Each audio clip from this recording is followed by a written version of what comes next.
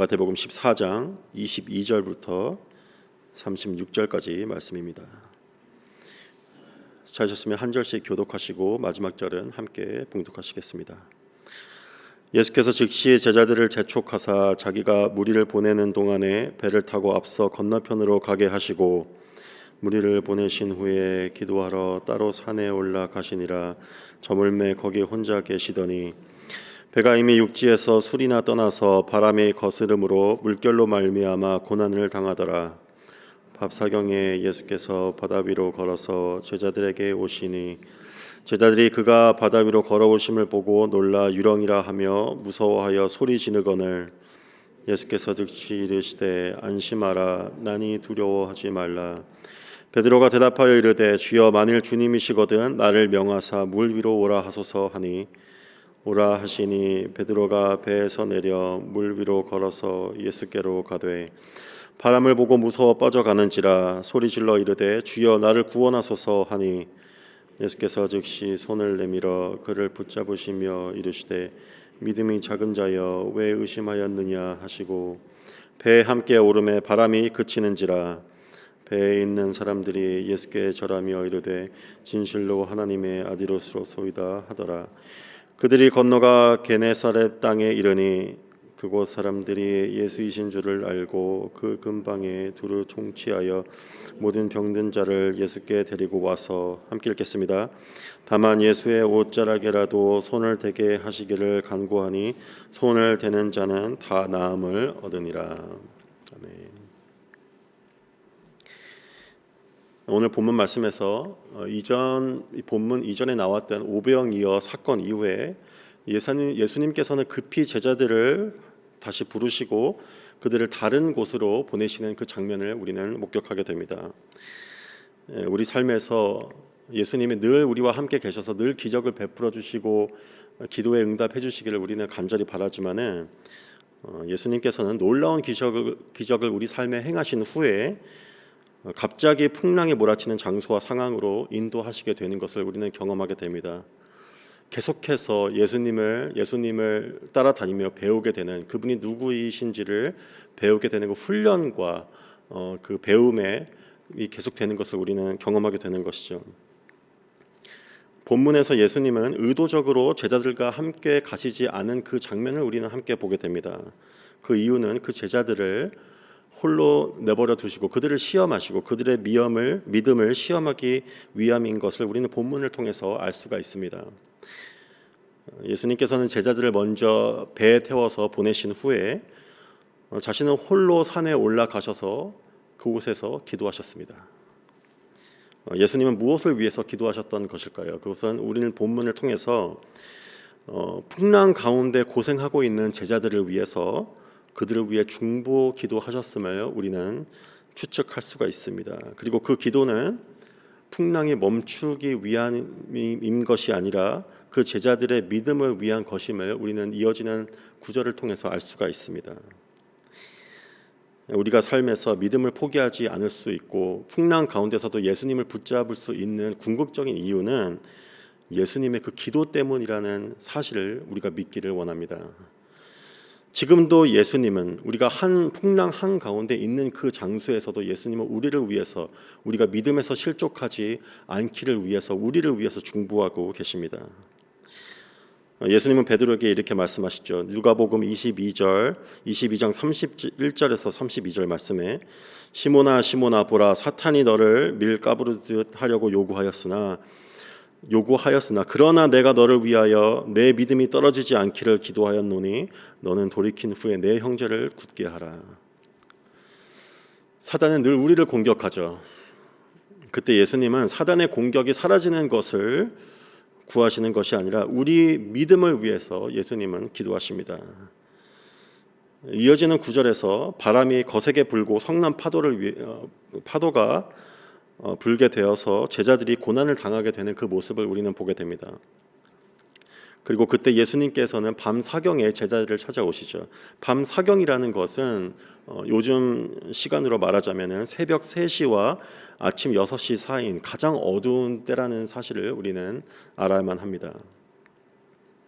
예수님의 인생의 가장 어둡고 깊은 그때에 우리를 다시 찾아오십니다. 그리고 오늘 본문에서 예수님은 제자들에게 다시 오실 때 바다 위를 걸어서 오시는 그 장면을 우리는 보게 됩니다. 그것은 무엇을 의미하는 것일까요? 그것은 제자들은 거친 물결로 인해서 그 바다 위에서 고난을 겪고 있지만은 예수님은 그 모든 것을 다스리고 통제하실 수 있는 분이라는 사실을 우리에게 알려주시고 있습니다. 예수님이 바다 위로 걸어오시는 장면을 묵상하게 될 때 저는 창세기 1장에 나오는 말씀을 떠올리게 되었습니다. 창세기 1장 초반에 나오는 땅이 혼돈하고 흑암이 깊을 때 물 위에 하나님의 영이 운행하셨다고 말씀하고 있죠. 그리고 그때 빛이 있으라고 하신 그 말씀이 임하였을 때 빛과 어둠이 나누어졌습니다. 제자들을 찾아오신 예수님을 보고 제자들은 예수님이라는 사실을 알지 못했죠. 그리고 그때 그들은 그분이 유령이라고 하며 혼비백산하여 무서워서 소리를 지르는 장면을 우리는 본문을 통해서 보게 됩니다. 우리 또한 예수님이 우리를 살리려 오실 때 직접 가장 어두운 시간에 나를 살리려 오신 것이지만은 하지만 마치 예수님께서 나를 죽이시는 것 같은 그런 착각에 빠질 때가 있습니다. 나를 깊은 절망에 빠뜨리시고 마치 나의 모든 죄를 드러내셔서 나를 심판하시는 것 같은 그런 생각에 빠질 때가 있는 것이죠. 놀라서 소리치는 제자들을 향해서 예수님은 창세기 1장 초반에 일어났던 그 사건처럼 그분의 말씀으로 어둠과 두려움을 물러가게 하십니다. 27절에 이렇게 말씀하시죠. 예수께서 즉시 이르시되 안심하라 나니 두려워하지 말라. 안심하라고 말씀하십니다. 내가 너희를 죽이러 온 유령이 아니라 너희를 살리기 위해서 너희를 다시 찾아온 너희가 그동안 믿고 따라왔던 예수라는 그 사실을 제자들에게 알려주시고 계시는 것이죠. 우리는 인생의 거친 풍랑 가운데 예수님의 말씀을 듣는 그 자리로 나아가야만 합니다.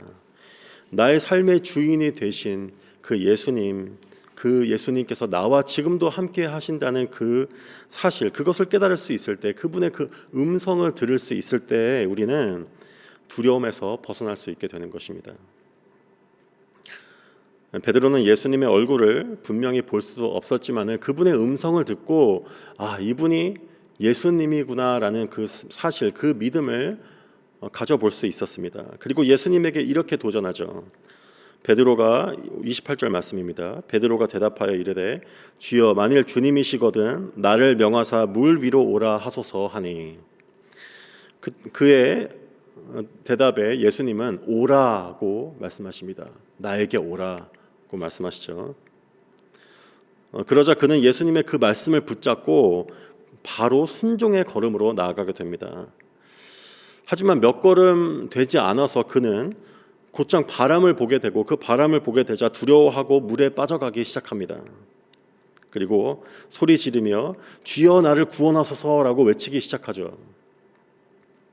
그러자 예수님은 즉시 손을 내밀어서 그를 붙잡으시면서 이렇게 말씀하십니다. 믿음이 작은 자여 왜 의심하였느냐라고 물어보십니다. 베드로는 어떤 것을 의심했던 것일까요? 베드로는 순종의 걸음을 내딛었음에도 거센 바람이 아직도 불고 있는 그 장면을 목격하게 되자 그는 두려워하기 시작했습니다. 어쩌면 그는 자신이 예수님의 말씀을 붙잡고 순종의 걸음을 내딛는 순간부터 자신을 괴롭히던 그 풍랑과 바람이 잠잠하게 될 것이라는 어떤 예상을 했는지도 모르겠습니다. 우리 또한 아직도 해결되지 않는 반복되는 문제로 인해서 다시 두려움으로 빠져갈 때가 있죠. 아직도 해결되지 않는 자녀의 문제, 재정의 문제, 또 관계의 문제, 또 나를 지금도 괴롭히는 그 죄의 문제 가운데 우리는 깊은 절망으로 다시 빠져갈 때가 있습니다. 순종의 걸음을 내딛었음에도 나의 상황이 변하지 않을 때 그때 우리는 의심하게 되죠.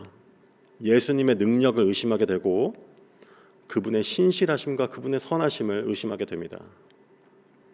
그때 우리의 믿음이 약해지고 흔들리게 되는 것을 경험하게 됩니다. 하지만 베드로에겐 한 가지 믿음이 남아 있었습니다. 그것은 예수님께서 죽어가는 자신을 다시 건져 주실고 살려 주실 거라는 그 믿음이 그에게 아직 남아 있었습니다. 그 믿음으로 예수님께 부르짖을 때 예수님은 자신의 손을 내밀어서 그 베드로를 다시 건지시고 배로 인도하시고 또 바람이 그치게 하시는 그 장면을 우리는 보게 됩니다. 말씀을 정리하도록 하겠습니다. 하나님의 말씀을 붙잡고 시작된 우리의 믿음의 여정은, 그리고 우리의 순종의 발걸음은 불완전할 수밖에 없습니다. 인생의 거친 바람이 몰아칠 때 나의 시선이 예수님이 아닌 나의 문제와 나의 처한 상황에 집중하게 될 때 우리는 다시 한번 두려움과 극심한 절망 가운데 빠지게 됩니다. 그때 베드로처럼 정말 주님이시라면 나로 하여금 무리를 걸어서 주님께 나오게 하소서, 예수님의 그 능력을 구하는 그 기도에서 주님 나를 살려 주시옵소서, 나를 이 깊은 절망 가운데서 나를 건져내 주시옵소서라고 주님의 구원을 간절히 구하는 그 기도로 우리의 기도가 변하게 되는 그 장면을 우리는 경험하게 됩니다. 만약에 여러분이 그 기도를 할 수 있다면은 나에게 능력을 주소서에서 나를 구원해 주소서라는 그 간절한 믿음을 하나님께, 예수님께 드릴 수 있다면은 예수님은 자신의 손을 우리에게 건네주시고 능력의 성령님으로 우리를 붙잡고 다시 일으켜 세워 주실 것입니다. 그리고 바람이 완전히 그친, 나를 괴롭히는 모든 것이 사라지는 그 완전한 안식으로 우리를 인도하여 나아가 주실 것입니다. 그곳에서 예수님이 우리를 건져주시고 모든 바람을 멈추게 하신 그곳에서 우리는 예수님께 절하며 다시 한번 예배의 자리로 나아갈 수 있게 될 것입니다. 그 축복이 저와 여러분에게 임하기를 축원합니다. 기도하시겠습니다.